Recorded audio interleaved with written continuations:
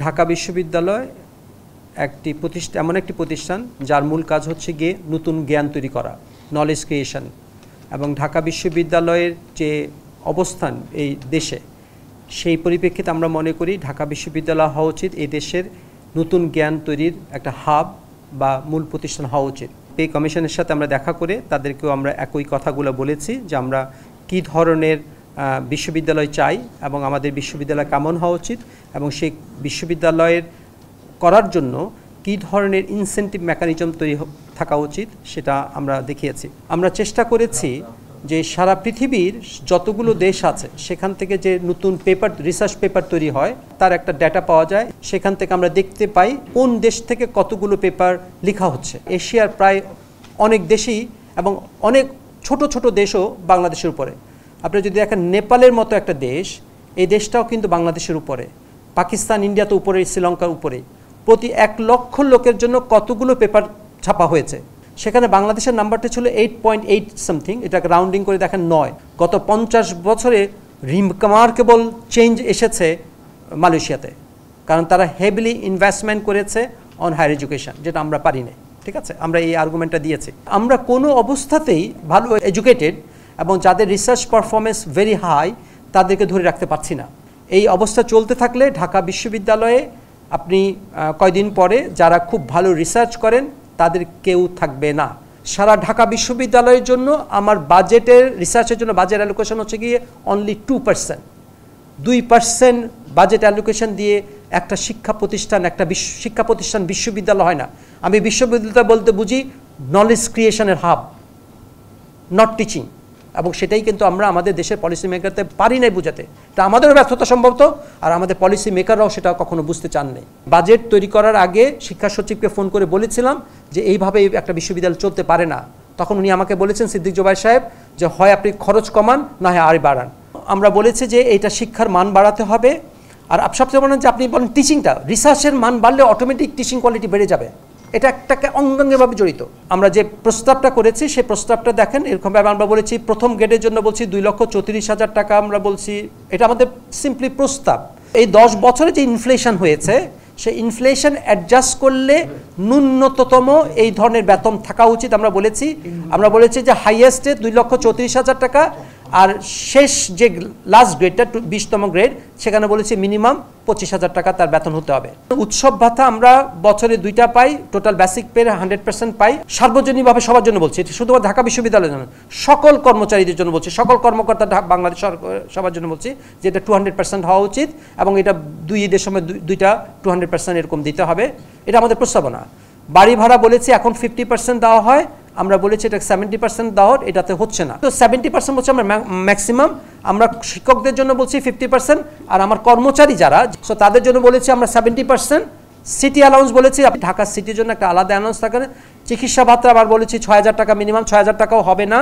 এখন নববর্ষে আমাদের পয়লা বৈশাখে 20%, এটাকে আমরা বলেছি আমরা 50% বলেছি যে আমাকে দেওয়া দেয়। শান্তি বিনোদন আমাদেরকে প্রতি 3 বছরে একবার দেওয়া হয়, আমরা বলেছি এটা প্রতি বছরে একটা দেওয়ার জন্য। শিক্ষা সহায়ক ভাতা শুধুমাত্র শিক্ষক না, সবার জন্য এই শিক্ষা সহায়ক ভাতাটা 2,000 করে দিতে, এখন এটা 500 টাকা।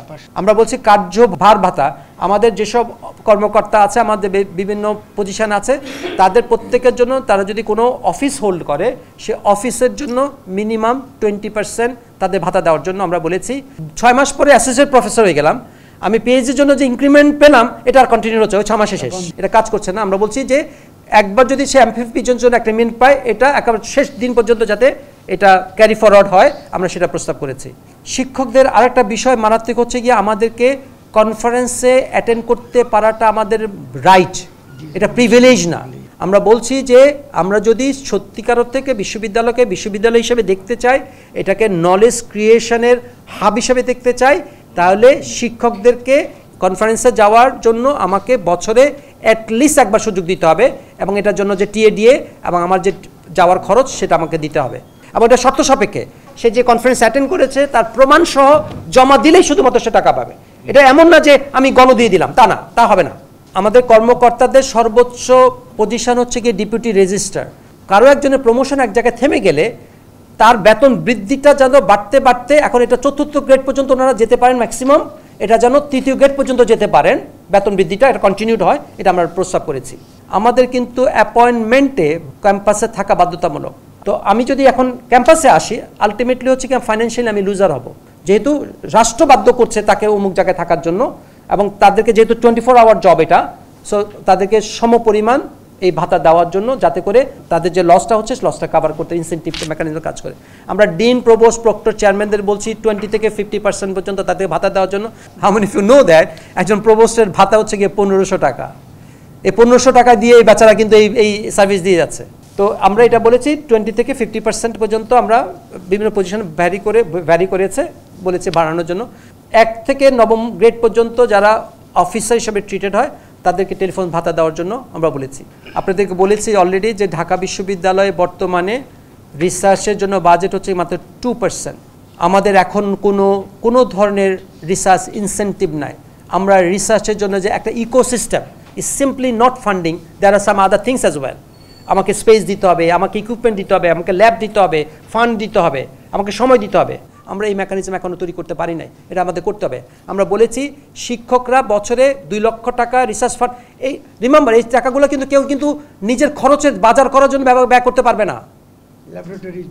তার রিসার্চের পিছনে সে রিসার্চ অ্যাসিস্ট্যান্ট নেওয়ার জন্য, ডাটা কালেকশনের জন্য এই কাজ করা হবে। এই টাকা নিয়ে বাজার করার কোনো সুযোগ নাই।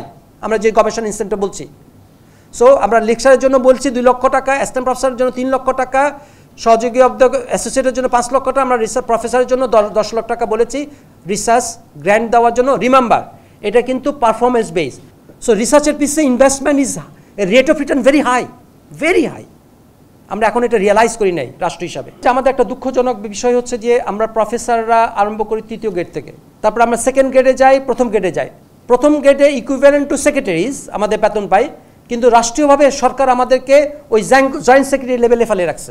আমরা বলেছি এখন আমাদের লেকচারাররা আরম্ভ করে হচ্ছে গিয়ে 9ম গ্রেডে, কিন্তু আমরা যেহেতু শিক্ষকদেরকে ধরে রাখতে পারছি না, আমরা বলেছি লেকচারার আরম্ভ হবে গিয়ে 7th গ্রেড থেকে। এটা পৃথিবীর অনেক দেশে আছে। আমরা আরেকটা কথা বলেছি যে অ্যাসিস্ট্যান্ট প্রফেসর হইতে গেলে পিএইচডি থাকতে হবে।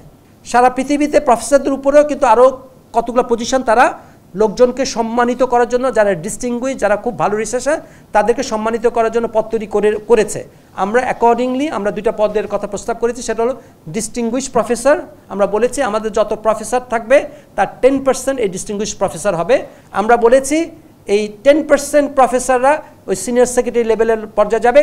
তারপর আমরা বলছি সারা ইউনিভার্সিটির জন্য 3 জন ইউনিভার্সিটি প্রফেসর তৈরি করতে। একটা হচ্ছে গিয়ে সায়েন্সের জন্য, আর একটা হচ্ছে গিয়ে সোশ্যাল সায়েন্স বিজনেসের জন্য একটা, আর হচ্ছে ল আর্টস, ল ফাইন আর্টস, এটার জন্য একজন। সো আমরা কেন এগুলো করেছি? শুধুমাত্র উদ্দেশ্য একটাই, বিশ্ববিদ্যালয়কে আমরা মনে করছি যে এইভাবে বিশ্ববিদ্যালয় চলতে পারে না। রিসার্চ হাব হিসাবে ইউনিভার্সিটিকে গড়ে ওঠানোর জন্য এই প্রস্তাবনা। এরপরে আমরা যেটা করেছি, আপনারা জানেন ঢাকা বিশ্ববিদ্যালয়ে 30% স্টুডেন্ট হচ্ছে গিয়ে হতদরিদ্র। এই অসচ্ছল ছাত্রদের জন্য 1000 কোটি টাকার একটা এন্ডাওমেন্ট ফান্ড তৈরি করতে, যে এন্ডাওমেন্ট ফান্ডের ইনকাম থেকে আমি হিসাব করে দেখেছি, আমার ঢাকা ইউনিভার্সিটির এই 30% স্টুডেন্টকে যদি আমি মাসে 5000 টাকা করে দিতে চাই, বছরে আমার 70 কোটি টাকা মিনিমাম লাগবে। আমার যদি 1000 কোটি টাকা এন্ডাওমেন্ট ফান্ড দেয়, এই ছেলে মেয়েদেরকে প্রত্যেককে মাসে মিনিমাম 5000 টাকা করে দিতে পারবো। তেমনিভাবে রিসার্চটাকে প্রমোট করার জন্য আমরা রিসার্চ এন্ডাওমেন্ট ফান্ডের প্রস্তাব করেছি, সেটাও বলেছি 1000 কোটি টাকার।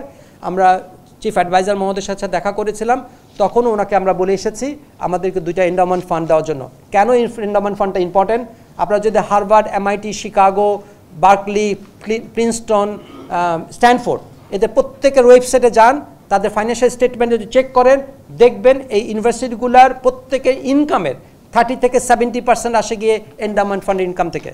সো আমাদের নিজস্ব স্বাধীনতা থাকা দরকার, এবং বিশ্ববিদ্যালয় যতদিন পর্যন্ত ফাইন্যান্সিয়াল ফ্রিডম না হবে, এই বিশ্ববিদ্যালয় বিশ্ববিদ্যালয় হিসাবে গড়ে উঠবে না। That's the final end result.